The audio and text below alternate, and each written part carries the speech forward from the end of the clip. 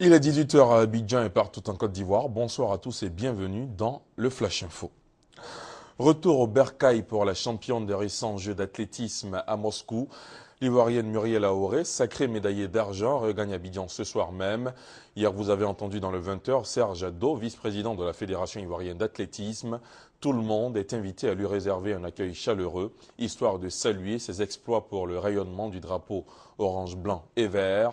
Et si tout se passe comme prévu, avec beaucoup de chance, Muriel Aoré sera notre invitée dans la grande édition.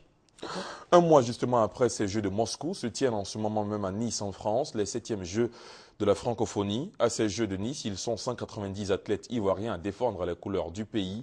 La Côte d'Ivoire qui regorge d'énormes potentialités. Les opportunités d'investissement dans le pays ont aussi été présentées aux investisseurs et hommes d'affaires sur place à Nice à travers des stands ivoiriens que vous voyez en images. Vous aurez les précisions dans le 20h. Et la Côte d'Ivoire s'illustre de fort belle manière dans les compétitions sportives à ces Jeux. Dans la discipline football, les éléphants de moins de 20 ans ont battu la République démocratique du Congo par 2-1. L'attaquant emblématique, capitaine et meilleur buteur de l'histoire du Cameroun, Samuel Eto'o aurait annoncé en marge de la victoire et qualification de son équipe nationale contre la Libye qu'il souhaitait prendre sa retraite en équipe nationale. La raison évoquée serait pour régler des problèmes personnels, mais l'équipe pense savoir qu'il s'agirait d'un nouveau froid survenu avec ses dirigeants quand son sélectionneur Finke a refusé de titulariser Kamei et Webo. Les régions du Ouorodougou, de la Bagoué, du Poro et du Tchologo ont reçu la visite des équipes de l'Agence nationale de l'environnement et de Côte d'Ivoire Énergie. Ces équipes ont procédé au lancement des enquêtes publiques en vue de la réhabilitation du réseau électrique dans ces régions. Les populations sont associées à ces enquêtes. Et puis en bref, sachez que les responsables et cadres des secteurs de l'énergie et des télécommunications du Burkina Faso, le Cameroun, la Centrafrique, le Congo, Brazzaville, le Togo, le Mali, le Sénégal et la Côte d'Ivoire sont en formation ici à Abidjan.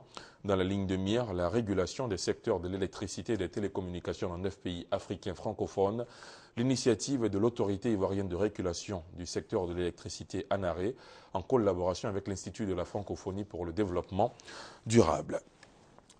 En Afrique du Sud, l'UNFPA, le Fonds des Nations Unies pour la population, a réuni une cinquantaine de journalistes africains. Un rendez-vous pour échanger sur les questions de population et de développement. Il a été aussi question de faire le point de la situation en Afrique. La rencontre qui a duré 72 heures a eu lieu à Johannesburg. Vous aurez les précisions de notre envoyé spécial dans cette métropole sud-africaine à suivre dans le 20h. Dans l'actualité africaine également, le Mali qui a un nouveau gouvernement depuis 24 heures seulement.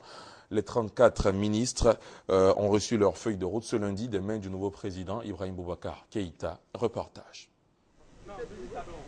24 heures seulement après leur nomination, les membres du gouvernement Tatamli viennent au palais de Koulouba pour recevoir leur feuille de route des mains du président de la République.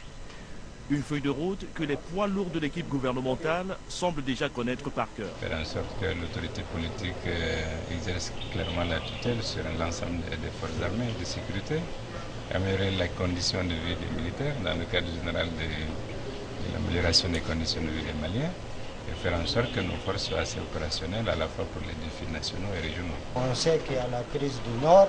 J'espère qu'on aura une diplomatie qui va non seulement aider les pays, mais aussi à régler ce problème objectivement. Au total, 34 ministres et ministres délégués font partie du nouveau gouvernement malien. Parmi eux figurent 4 femmes, mais aussi 6 membres du gouvernement de transition, dont le général Moussa Sinko Koulibaly à l'administration territoriale ou encore Tieman Hubert Koulibaly au domaine de l'État. Le tout premier conseil des ministres du Mali post-crise s'est tenu ce lundi à Bamako sous la présidence d'Ibrahim Boubacar Keïta. Notre société est meurtrie. Nous comprenons à peine ce qui nous arrive. Il nous faut donc rebâtir de nouvelles institutions, remobiliser notre nation autour de nouvelles valeurs, de travail, l'excellence, le goût de l'effort. Le président Ibrahim Boubacar Keïta réaffirme aussi sa volonté de réconcilier les Maliens. Illustration de cette volonté, la nomination d'un ministre de la réconciliation et du développement des régions du Nord. Un acte salué par une frange de la population. Fin de ce Flash Info, merci de l'avoir suivi. On se retrouve à 20 h. À tout à l'heure.